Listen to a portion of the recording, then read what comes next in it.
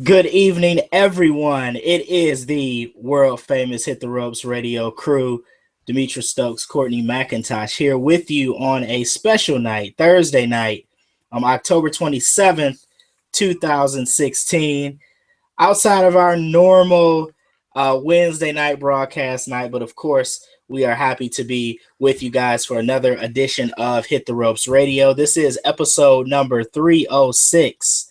Wow, episode 306 of Hit the Ropes Radio. Courtney, man, how you feeling tonight?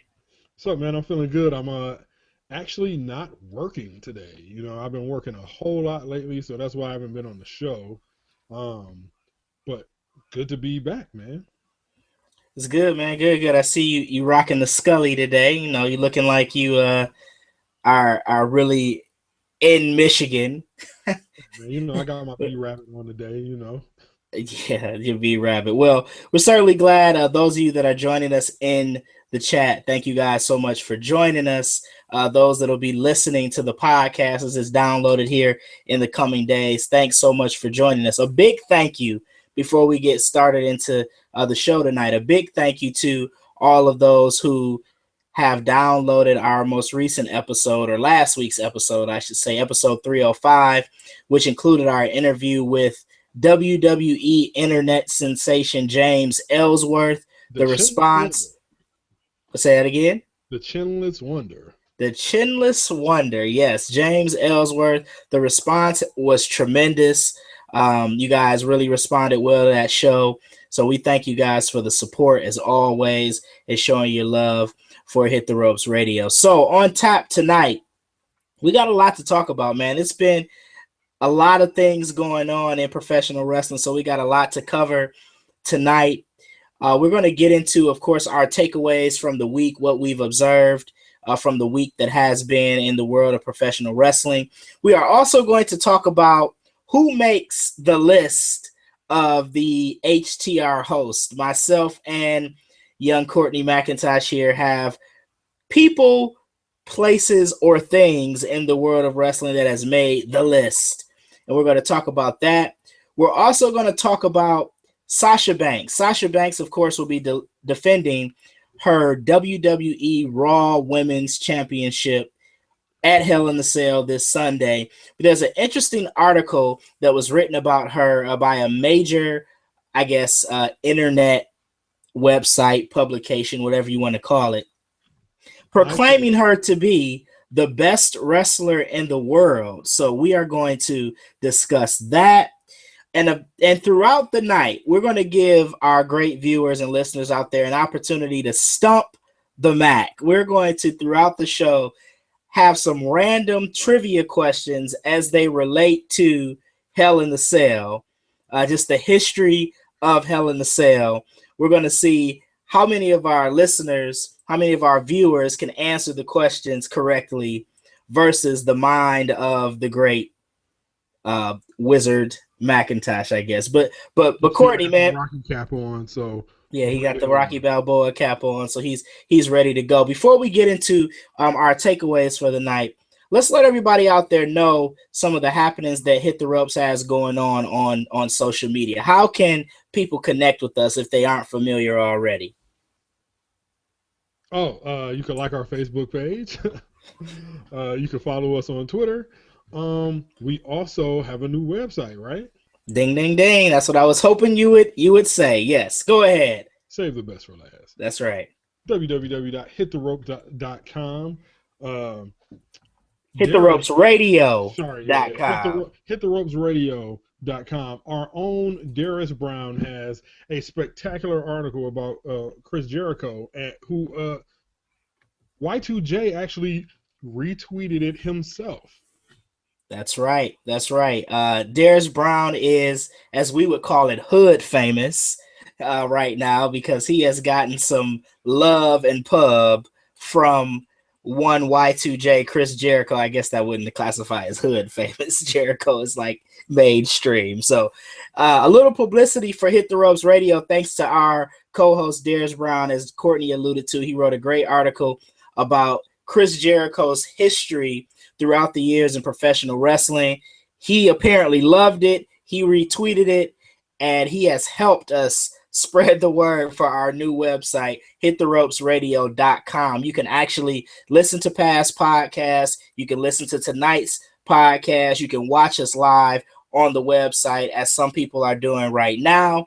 And you can get articles that are being written by HTR hosts and contributors. So it's just a one-stop shop, if you will, for all things professional wrestling. HitTheRopesRadio.com. Make sure you check it out as often as you can.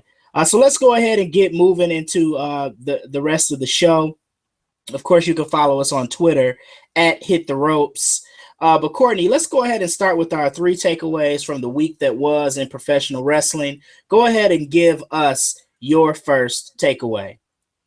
My first takeaway was, and I think I'm kind of cheating here because my first takeaway is actually on the list for me tonight.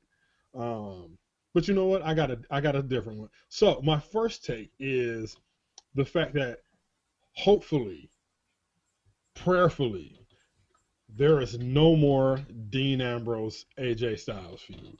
Oh. Because I'm not the biggest Dean Ambrose fan. I love AJ Styles.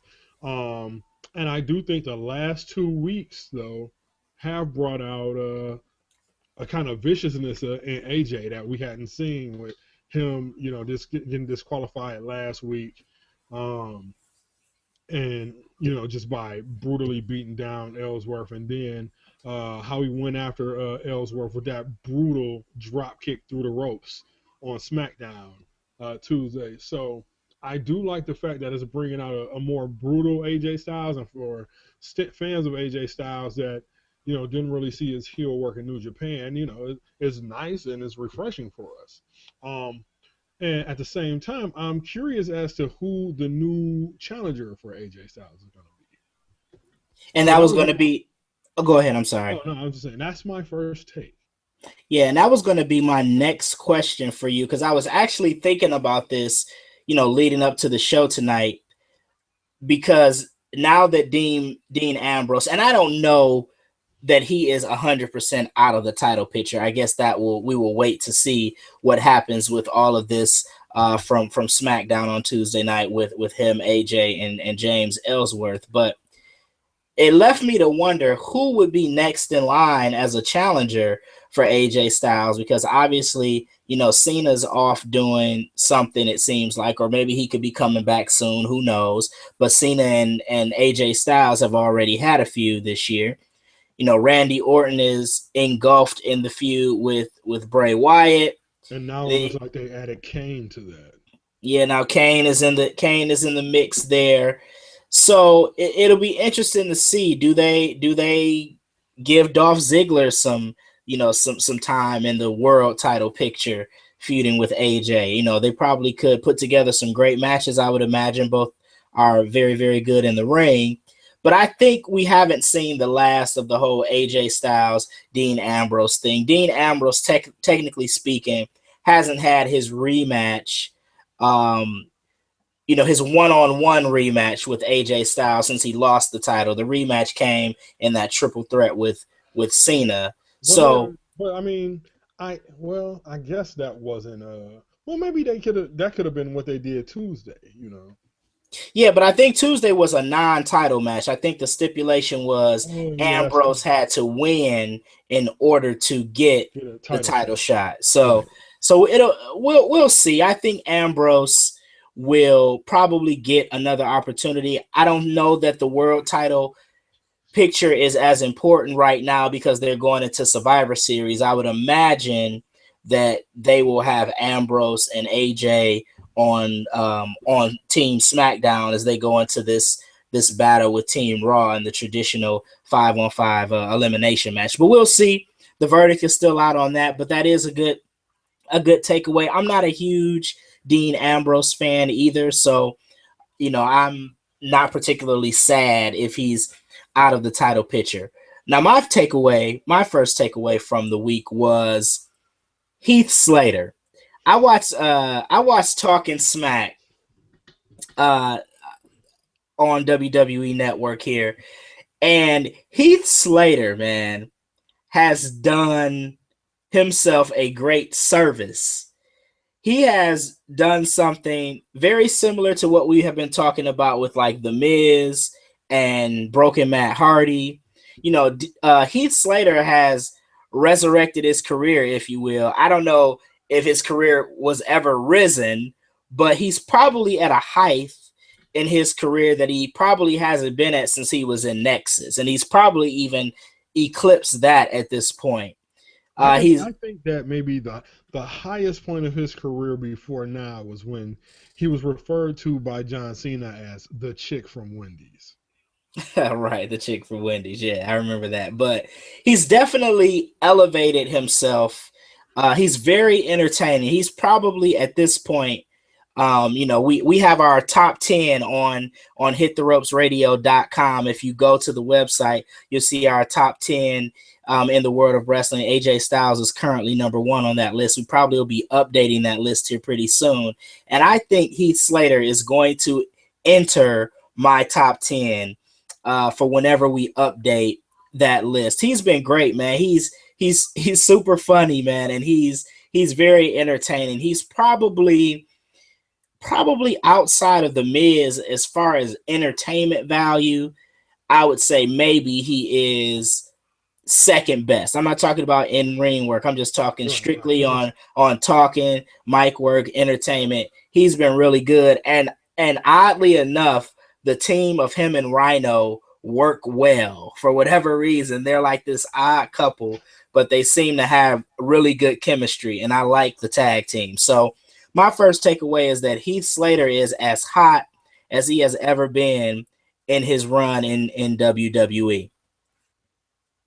All right, so my second takeaway is the confusion for Hell in a Cell. Um, I'll kind of like a little spoiler for my list. I did not like Raw this week, but the fact, man, 3 Hell in a Cell matches, man, come on. Like, I don't understand why they're doing. I mean, I think the one match that makes the most sense to have Hell in a Cell is Rusev Roman Reigns, because that's been the one that's the most brutal. They've been fighting all outside the ring. They have been, I mean, just everywhere. But I mean, Seth Rollins, Kevin Owens, it didn't really get brutal until this week on Raw. The ladies, okay, they're doing that, to be historic, but I just think that the 3 Hell in a Cell matches make no sense at all to me. To me, it's only one match deserving of Hell in a Cell, because I think being a Hell in a Cell actually is going to limit the entertainment factor for Seth Rollins and Kevin Owens, because, hey, both of those guys are athletic. Both of those guys kind of, fly around the ring a little bit. And then I think in the women's match is going to make particularly Sasha look kind of out of place, because she's already small to begin with, and that cell is huge. And I just think she's gonna look with the added visual of the cage is gonna make her look like a dwarf. You know what I'm saying? So it's just the Hell in a Cell confusion to me. Well, the confusion that is Hell in a Cell is my second takeaway. Very, very interesting thoughts there. Now, it's interesting that you talk about 3 Hell in a Cell matches on one pay-per-view, because in preparation for tonight and the Hell in the Cell trivia questions, I actually kind of skimmed through some of the Hell in the Cell pay-per-views of the past. And the very first Hell in the Cell pay-per-view, not match, the pay-per-view, which I think was in 2009, actually had 3 Hell in the Cell matches. Interestingly enough, the title matches were not a main event. I guess technically they were triple main events, but the first Hell in a Cell match actually opened the show. It was CM Punk versus The Undertaker for the World Heavyweight Championship. I remember that. Yep. That. And then about the middle of the card, was the WWE Championship match between John Cena who was the champion, and Randy Orton. And then the main event was a tag team Hell in a Cell match between DX and the Legacy. Ah, So we've seen it before. They were able to, sprinkle other matches in there. I think they had John Morrison was the IC champ, I think, at the time, or the US champ. He had one of the mid card titles. He fought Dolph Ziggler. So, and then they had Mickey James defended the Divas Championship against Alicia Fox. So they were able to sprinkle some other matches in there. And it did not seem to be overbearing. I know a lot of people have been concerned about, oh man, 3 Hell in a Cell matches, that's just too much. But I think it'll be fine. I disagree with you a little bit because I think that I do agree that Rusev and Roman Reigns probably have the most legitimate reason for being in the cell. But I also think that Sasha and Charlotte, their history and the level of their feud has been intense enough where it can culminate in Hell in a Cell. you know what? I agree with that.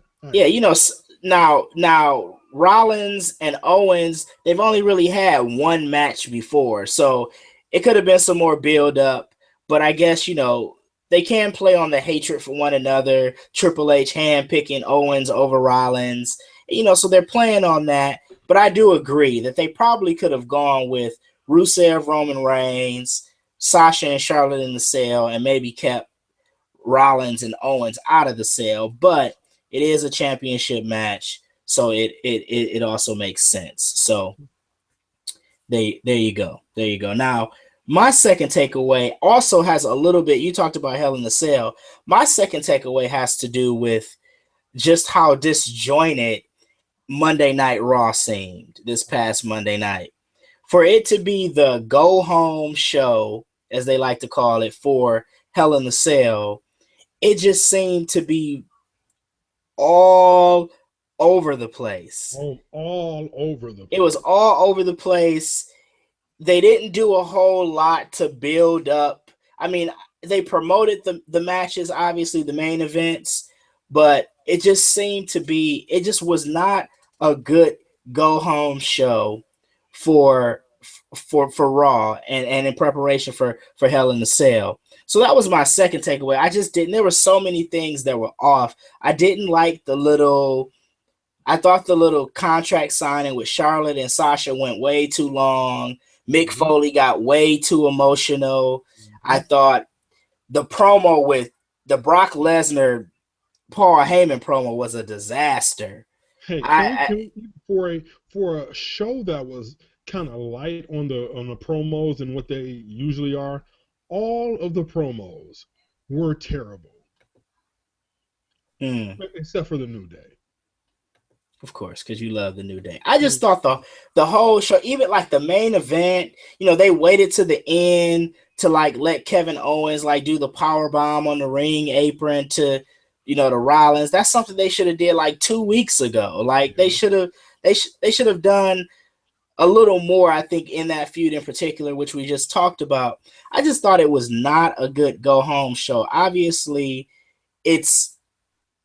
there's some interest in the pay-per-view. I think people are going to watch it because of the level of matches, and it does seem to be on paper a pretty good card, but I just don't think that they did themselves any service with the level of the go home show. It wasn't very good. I'm looking in the chat room here. Shane's in the chat room. He's asking if you're going to rob a store, Courtney, after the show tonight.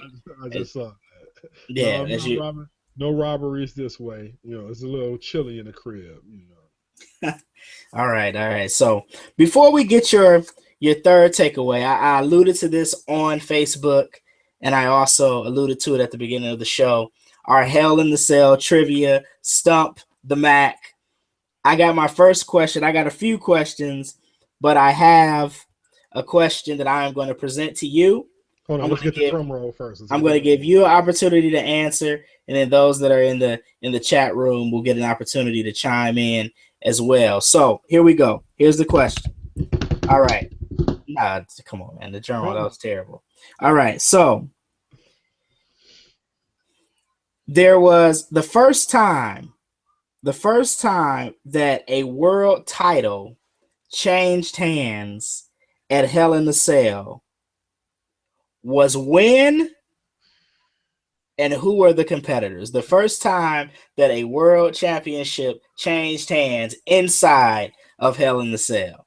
You're killing me, dog. Oh my I'll give you a hint. I talked about it a little bit earlier. So It was that's John your Cena, hint. Randy Orton, wasn't it? I'm sorry, can you repeat that? It was John Cena, Randy Orton, right? John Cena versus Randy Orton, Hell in the Cell 2009. Courtney McIntosh, you are incorrect. That is not right. That's not right. Oh I'm man. trying to see if anybody in the chat room is gonna chime in with it with the answer. The first time that a title changed hands inside of Hell in the Cell was indeed Hell in the Cell 2009, but it was The Undertaker defeating CM Punk for the World Heavyweight Championship. Hey, I All had the right. card right. I should get at least half a point. Ah, well, I gave you a hint. All right. This one you should get. I should have started with this. I should have started with this first because it's the easiest question.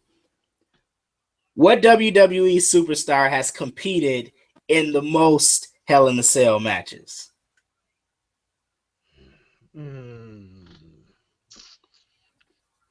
Man, come on. Do you really have to think about this? Who is the Undertaker? Who is the Undertaker? The Undertaker is the correct answer. Can you tell me for a bonus how many Hell in the Cell matches has the Undertaker competed in? It's at least 3. So we got Punk, HBK, Foley. He did not wrestle Triple H in a cell.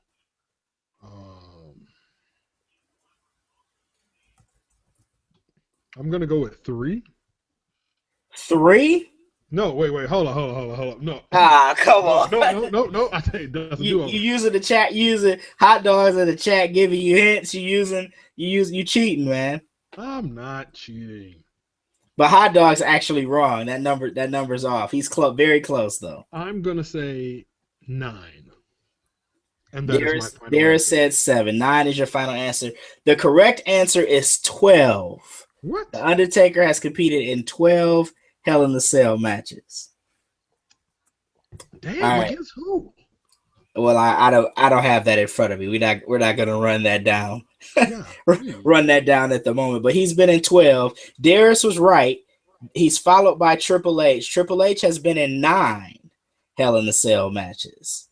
That's who I was thinking of. Yep. All right. So your third takeaway from the week. Third takeaway. So that was a little bit of Hell in the Cell trivia. We got a couple more questions we'll get to a little bit later in the show. But give me your third takeaway.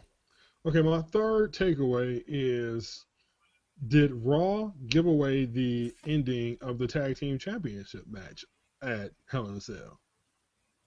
Because Sheamus and Cesaro beat the New Day on Raw. And usually if you are anybody that's a hardcore wrestling fan knows that on the go home show, if the two combatants face off in a match, whoever wins on the show typically loses at the pay-per-view. Now, me personally,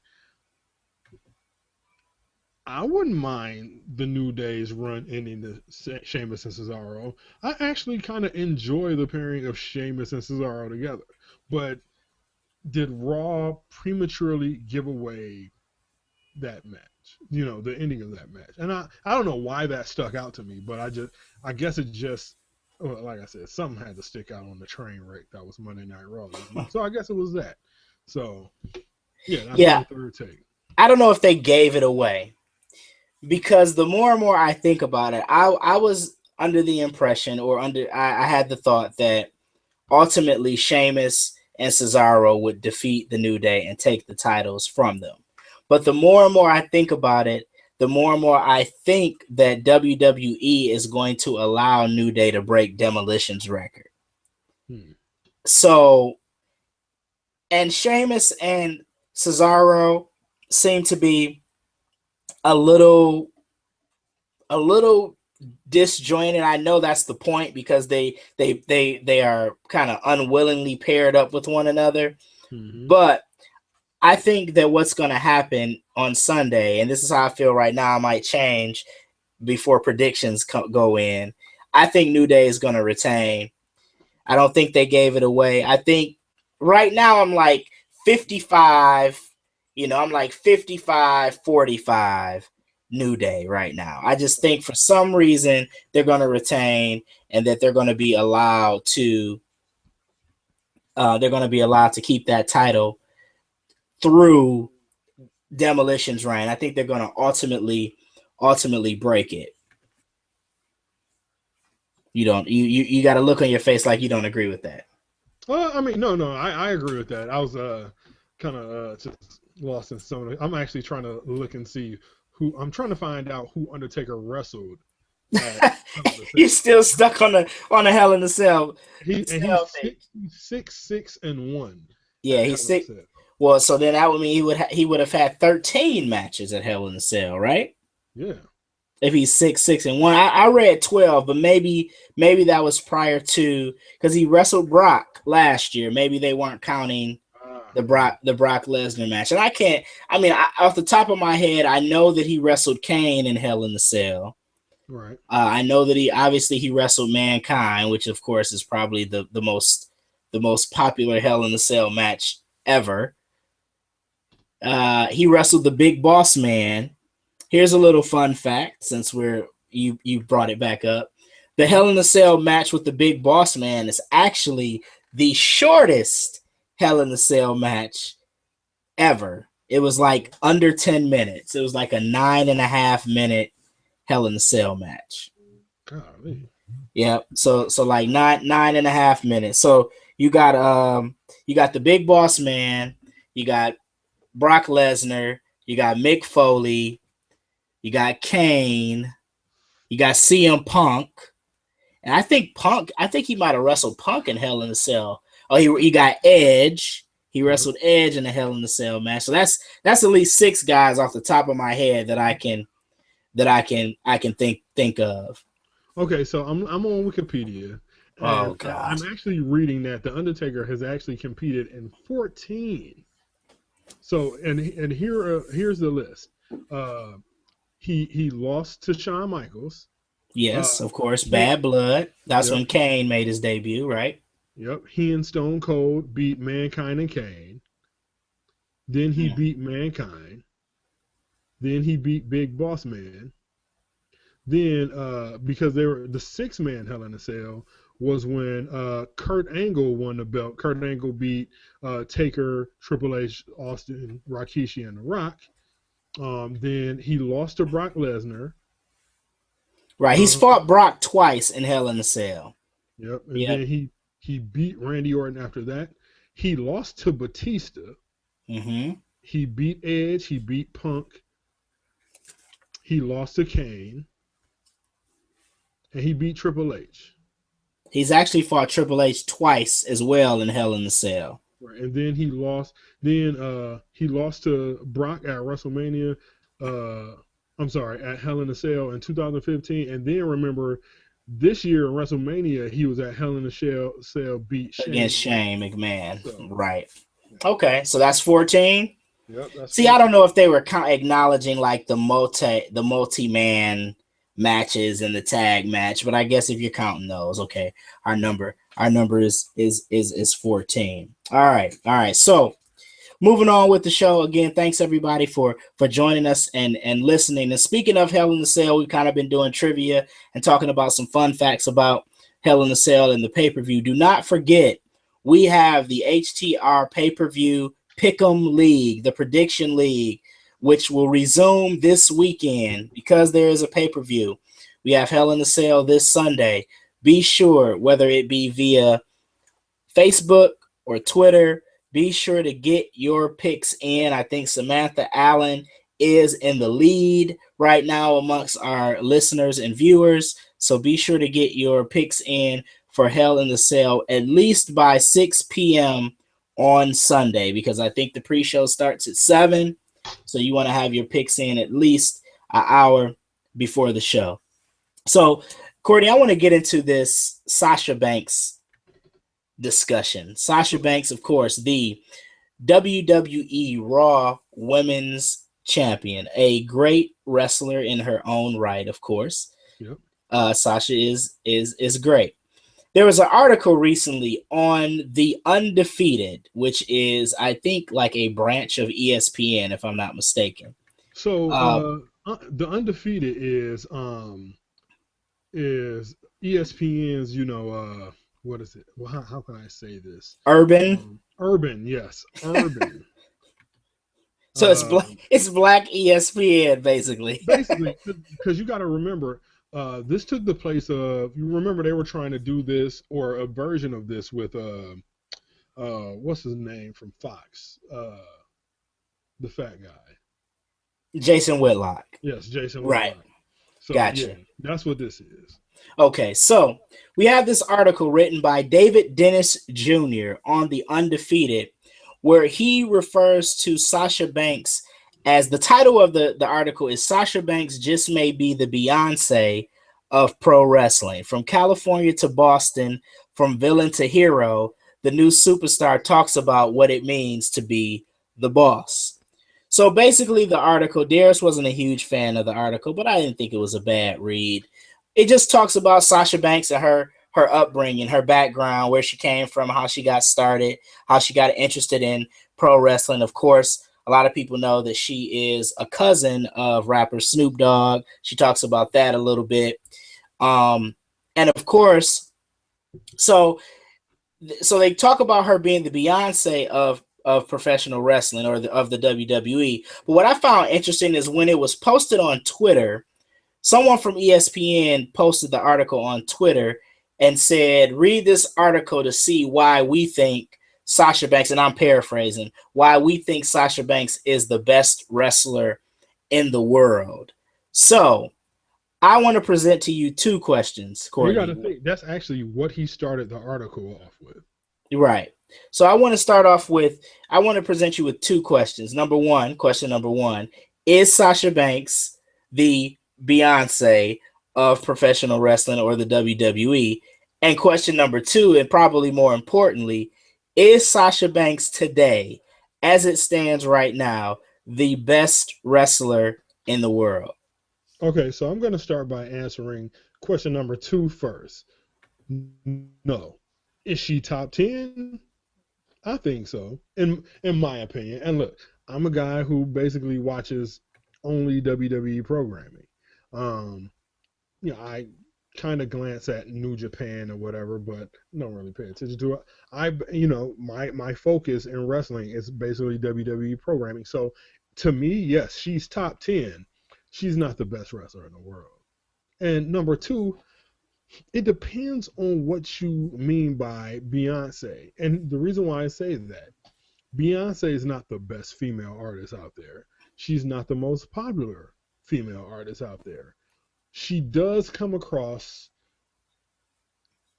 oh man, how can I phrase this? I'm trying to phrase this without being condescending because I like Sasha Banks. I don't like her talking, but I like Sasha Banks. I think she gets busy in the ring. And, I was saying that the triple threat match between her, Bayley, and Charlotte the first time was match of the year last year before I saw that Bayley match, at NXT Takeover. But Beyonce,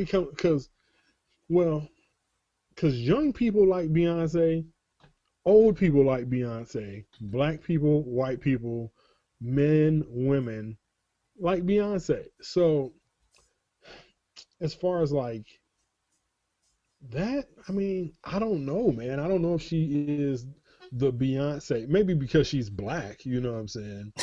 But Okay. So because I don't think she's the best women's wrestler on the roster. okay, well let me chime in. So currently Sasha Banks is number 6 in the Hit the Ropes Radio Top 10, which of course you can find on the new hittheropesradio.com. Had to plug that. I'm going to answer the question like this. I think the tone or the intent or the meaning behind the writers article about her being the Beyonce of professional wrestling had more to do with how in and out the ring she has two different personas. So in that regard, I'm going to say yes. And let me Mm. explain. I, I wouldn't profess myself to be a huge Beyonce fan. Obviously, my wife loves her. You went to But the concert. but You're a I big know fan. I did go to a Beyonce concert. It was for my anniversary, and my wife loves Beyonce. So yes, I did go to a Beyonce concert. And guess what? I actually liked it. It wasn't bad. She puts on a great show. I'm not even gonna front. But she talks about, if you recall, she had the whole album where she was like Sasha Fierce, and I guess that's like her alter ego, right? Like when she gets on stage, Sasha Fierce comes out, and it's like a totally different person from Beyonce. Well, Sasha Banks in the article kind of alludes to that, how outside of the ring, she's more of a nerd. She actually refers to herself as a nerd. But when she gets ready to get into the ring and walks down the ramp or enters the curtain, then the boss takes over. And that's her alter ego, her persona, if you will. So in that regard, I would say yes, she is the Beyonce of the WWE. And one of the things you alluded to was she is African American, and I know, and I think she actually is Mhm. biracial.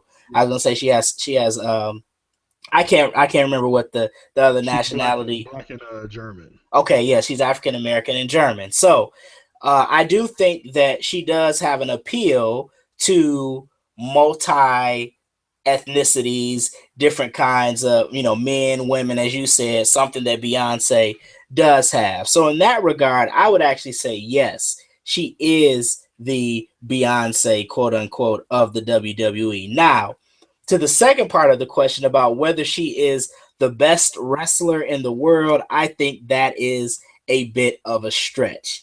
As you alluded to, she may not even be the best women's wrestler in the WWE. You could make an argument that all around, where you're talking about in ring ability, mic skills, entertainment factor, you could make the argument that Charlotte is better than her. Yep. You can make the argument that Bailey might be better than her. Yep. You can make the argument that what's the NXT women's champ's name? Asuka. Oh, Asuka. I Asuka. was gonna Asuka. I didn't want to say. I was gonna say Asuka. I don't know why I was thinking. Why I was thinking that. That's how it But looks like it's spelled. But you yeah, also got to remember, Mickey James is back in NXT too. So right. And I think I don't know that I'm reading or hearing that the Mickey James thing is a one time deal, but that could be that could be wrong. I hope she comes back, for good, because I actually liked Mickey James a lot when she was in WWE. But so you can make those arguments. Now, Sasha is definitely in there, like the debate about being the best women's wrestler, but I don't know that she is the best wrestler in the world. right. I'm not trying to be sexist or chauvinistic, but I don't think she's better than AJ Styles. I don't think she's better than Seth Rollins. She's probably not better than Kevin Owens. Now, granted, they get in the ring and they put on great matches. Sasha and Charlotte, Sasha and Bailey, they can have the match of the night any day of the week. So I'm not taking anything from their abilities and what they can do. I just don't agree with the argument that she's the best wrestler in the world. She's Correct. definitely up there from a popularity standpoint. She's one of the most popular, but as far as in-ring technician and skill, she's great. Don't get me wrong. I don't want to take anything away from her, but the greatest, I just can't make that. I can't make that argument. I totally agree. All right, all right. So good discussion there, man. But Sasha does her thing, but man, you know, and this is a great segue into the list. We were going to go into the segment that we call the list, where, like Chris Jericho, Courtney and I have some people that we want to put on the list.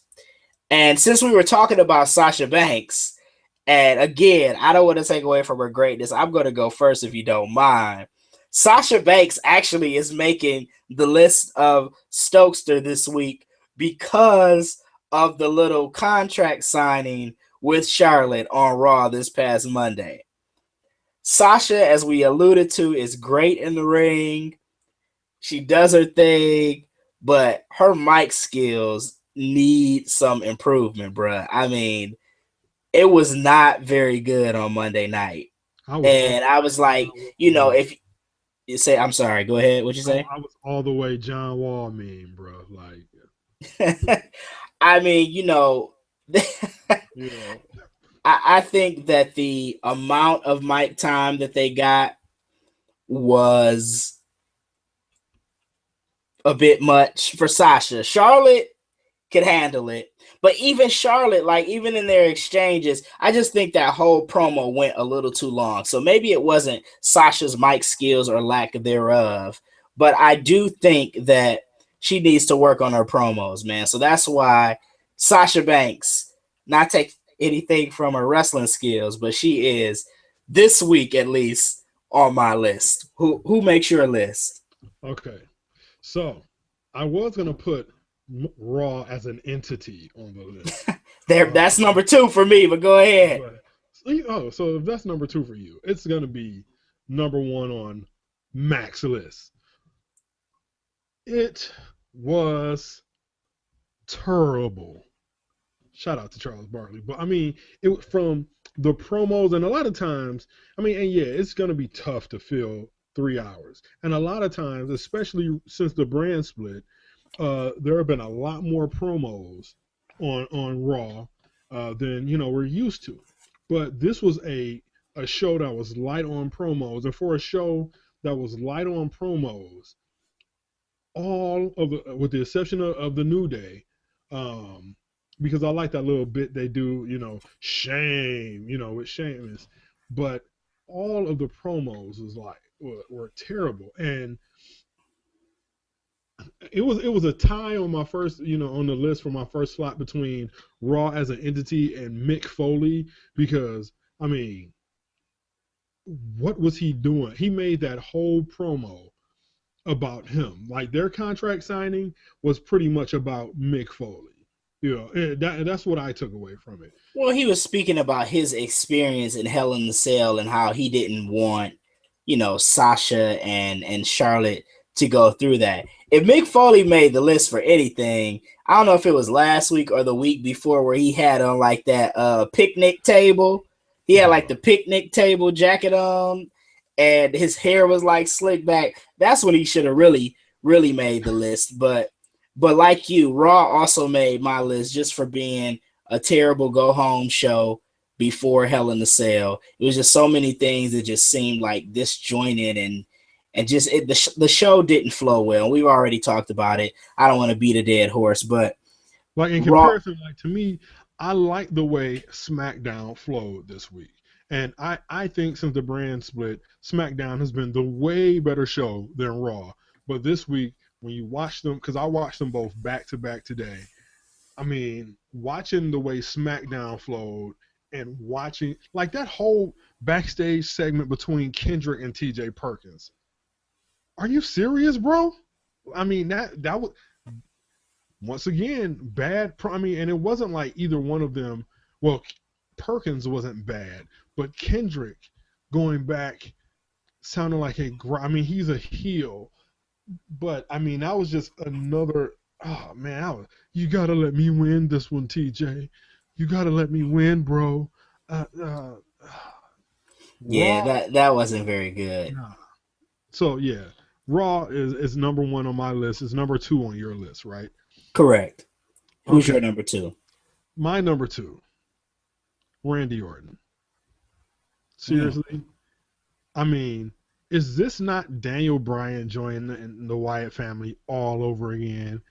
And then, backstage and I can never remember the girl from SmackDown's name, but he took like 5 minutes to answer the question, staring into the camera like he had gas, and then to say, if you can't beat them, join them. So because I mean, look, man, I'm not. I like Randy Orton. I think Randy Orton can get busy. I think Randy Orton gets down in the ring, but where where's this program with Bray Wyatt going? And if he does join the Wyatt family, which I'm pretty sure he's not, you took another babyface off the board on a show that's kind of devoid of top level baby faces. So for that, Randy Orton gets number 2 on my list. All right, and go ahead and give us your third, and then I'll give you my third. Bro, Seth Rollins makes the What? list. Yes, What? and I love Seth, and it's not because of the match,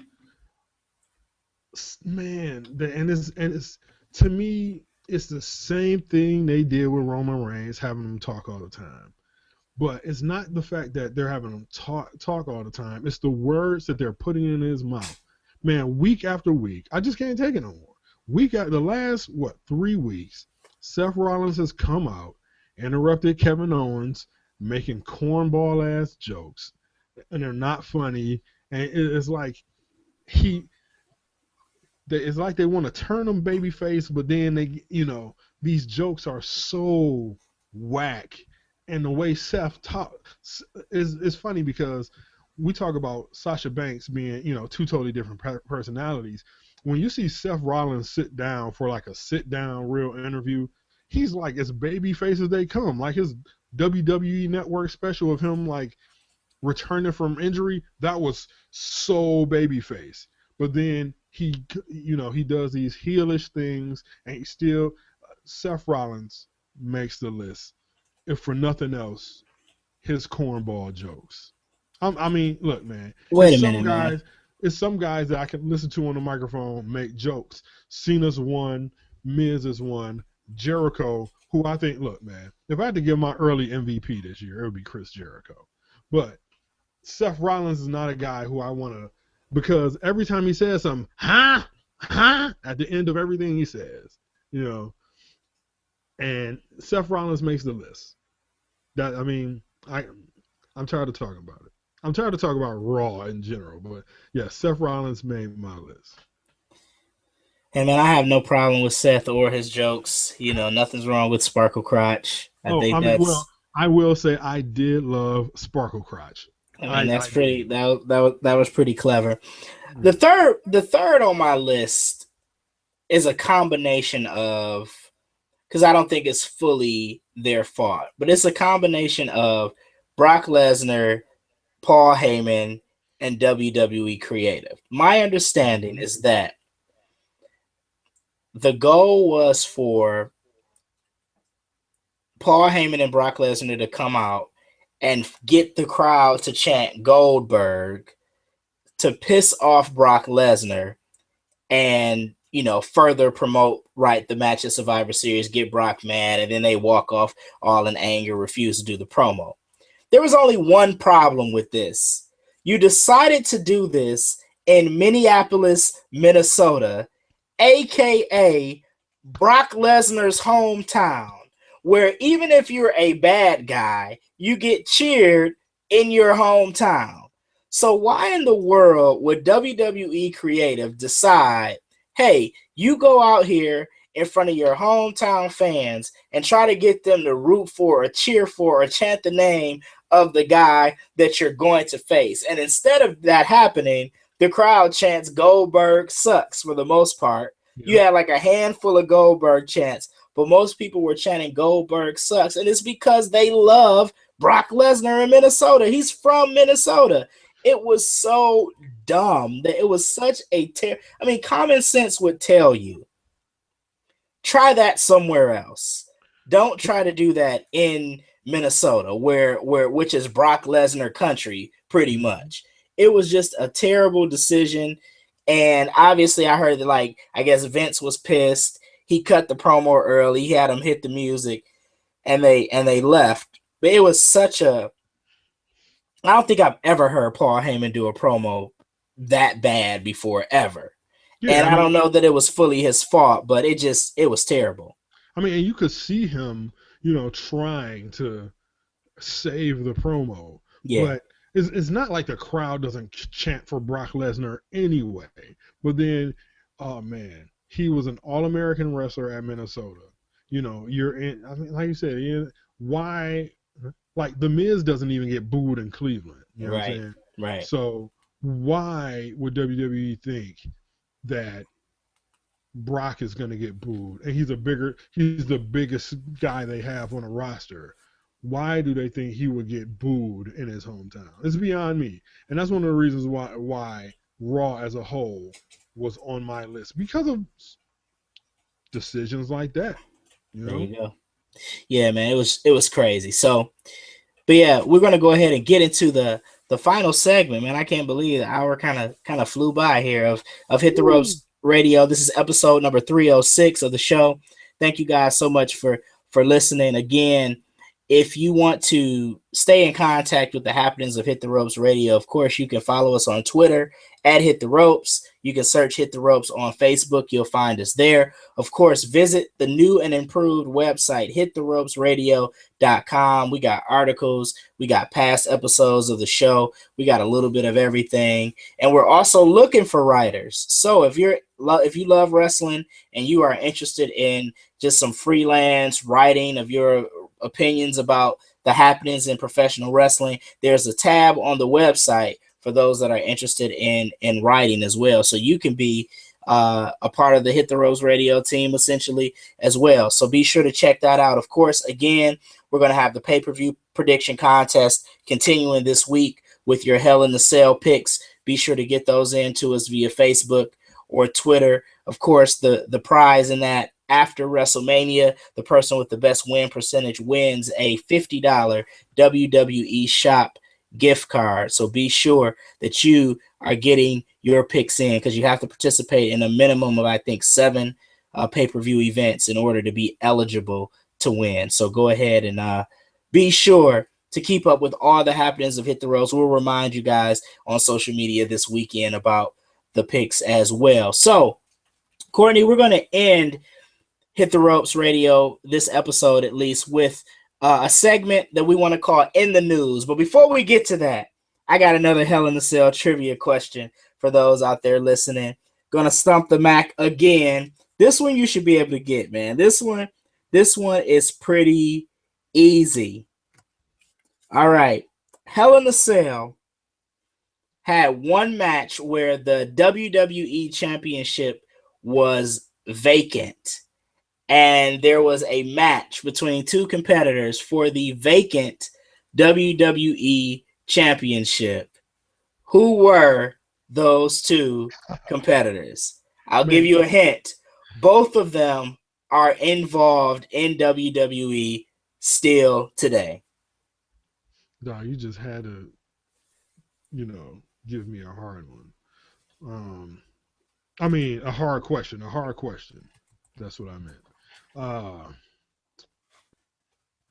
I'm gonna go with who is Triple H and Chris Jericho. That, my friend, is incorrect. Oh my god! Are you Trying serious? to see if somebody throws it up on the chat room. Are you serious? The vacant WWE Championship. The match took place. It was Randy Orton versus Daniel Bryan. If you remember, Daniel Bryan won the belt at SummerSlam. You remember, and then Oh Triple H yeah. screwed him, and Randy Orton cashed in, and all of that stuff. So ultimately, that feud progressed to Hell in the Cell, where the title became vacated. They fought for the vacant title, and I actually think Randy Orton came out victorious in that match. But Yeah. so there you go. Maybe one more before the show ends. I don't know. We got a few minutes left. But in the news, really quick, in the news, I want to get your thoughts on this. WWE open for business? Vince McMahon had the third quarter call.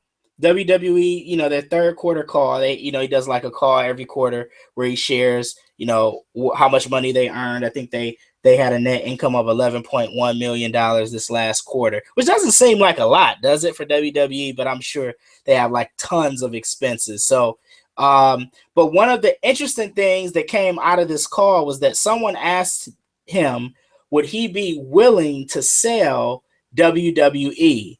And he said, we are open for business, as to imply that he would be open if the price was right and the circumstances were right to sell WWE. So I want to ask you, Courtney, what do you think about that? Under what circumstances do you think that Vince McMahon would be willing to sell WWE? Oh man, I don't know, man. It's funny because Vince loves money. And I'm pretty sure. I mean, UFC just fetched 4 billion. I'm pretty sure WWE sale would eclipse that. You think so? Oh yeah, I love UFC, but there are plenty more WWE fans out there than UFC fans. Um, Wow. you know, man, I don't know, man. I can't see a scenario unless Vince jumped into some type of deep dark depression. Stephanie didn't want to have anything to do with the company anymore. You know, Shane didn't want to have anything to do with the company anymore. You know, Triple H didn't want to have anything to do with the company anymore.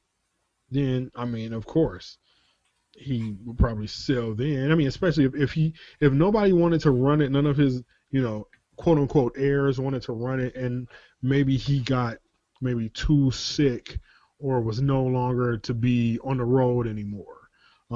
That's the only way I could see him selling it, or unless he's like done like some huge financial trouble. But other than that, I don't see that. Yeah, I think one of the only scenarios that I could see them selling is if they obviously sold for a huge number. Obviously, like you said, money talks. But I think that they would have to continue, even in the sale, whoever they sold it to would have to still give the McMahons like creative control, let them run the day-to-day operations of the WWE, because who else could run it? I mean, who better than, a Vince or a Stephanie or a Shane or even Triple H or whoever that has the knowledge, to run the company. I think Vince's fear would be that he would sell it, and then the person that he sold it to wouldn't know what to do with it and squander it and then like screw it all up.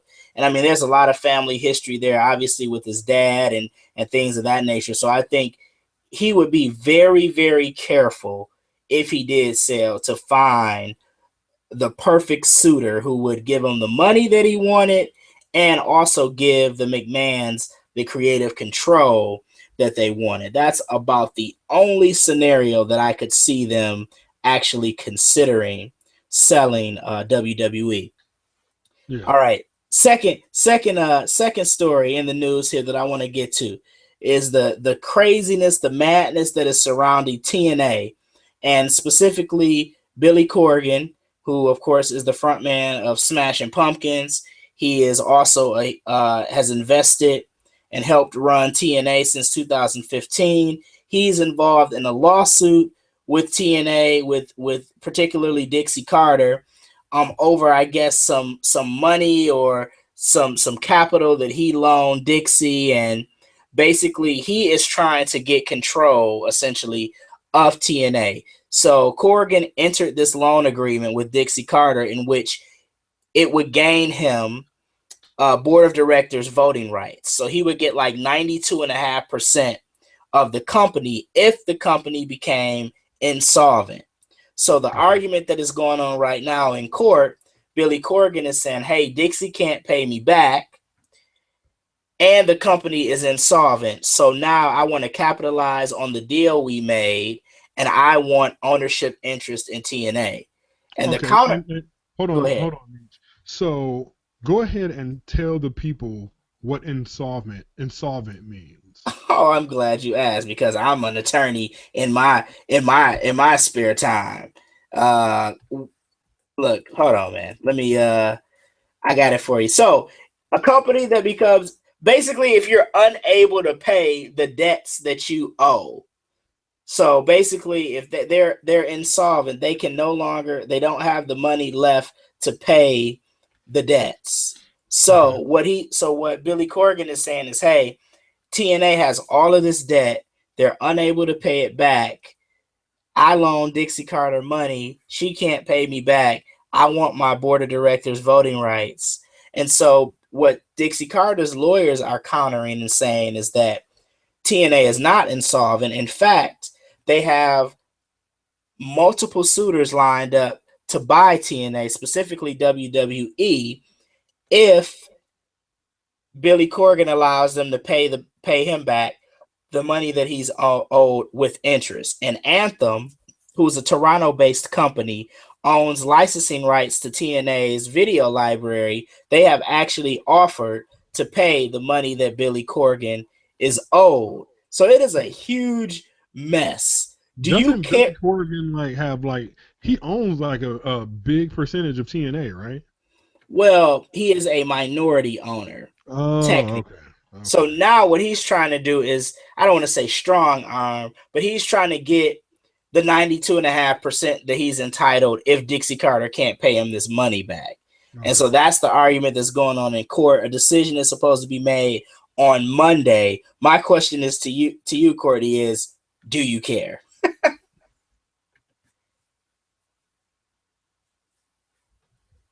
Did I lose you? Are you there? No, I do not care. I'm about to say, man, where are you? Oh, okay. You were pausing for effect there. I'm sorry. Yeah, Okay. So you didn't get the pause for dramatic effect. yeah, I didn't get that. The only reason I would say I care is because, and we've talked about it before in past shows, I think there needs to be a second wrestling promotion. So I would hope that this can get resolved and TNA, whether it's still called TNA or something else, can continue to be a company, be a wrestling company, be a second option for people out there. I know Shane will cry. Shane Howard will literally cry tears if TNA dissolves because We he probably won't have to know. hold an intervention for Shane Yeah, then. we have to hold the intervention. He wouldn't know what to do with himself. He's like, he loves TNA. He thinks it's the greatest thing. He thinks it's the bee's knees. I don't know why, but whatever. Maybe we'll ask him, on next week's show or something. But I do want to see them continue to be a company so that there is a number two option on there. And then so there's that. So that's big news though. So Monday the decision is going to come down. It'll be interesting to see. The judge is going to, rule one way or another, and this could change the course of many lives in TNA and professional wrestling as we know it. So that does make this story, a very interesting one. And so the last thing in the news here before we wrap up episode 306 is WWE just released their WrestleMania weekend plans. And there has been a big change to the WrestleMania weekend lineup. Traditionally, what we see is WrestleMania on Sunday, of course, the Right. WWE Hall of Fame ceremony on the night before WrestleMania, which is Saturday night. And more recently, we have seen NXT TakeOver also now incorporated into the WrestleMania weekend. So generally, NXT TakeOver takes place the same night as the Hall of Fame ceremony on Saturday night. WWE has made the change and has moved the WWE Hall of Fame ceremony to Friday night. Hmm. NXT TakeOver gets Saturday night as the marquee event. And then, of course, the big one is WrestleMania on Sunday. Courtney, is this a move that you approve of? Yeah, I actually think it's a really smart move because they didn't have anything Friday nights, so now this is WWE taking over the entire weekend, and you give NXT a chance to shine by itself instead of maybe losing some live people going to see the show live versus going to see the Hall of Fame. So you had the two dueling events that I'm pretty sure WWE wanted top numbers for both. So now they take over the entire weekend. Um, and a lot of indie promotions run shows on WrestleMania weekend. So pretty much, particularly Saturday, I think Ring of Honor always runs a show on Saturday, correct? It might be Friday. I think they might do it multiple days. I think they might have Friday and Saturday actually. Okay. So, I mean, that pretty much puts, NXT up against the indie show if it is Saturday. I remember when we went to a WrestleMania in Atlanta, the show on Saturday night was, ROH, but, it wasn't NXT then. Right. But I think that's a smart move for WWE to just engulf and encompass the entire weekend with their product. So, yeah, I think it's a smart move.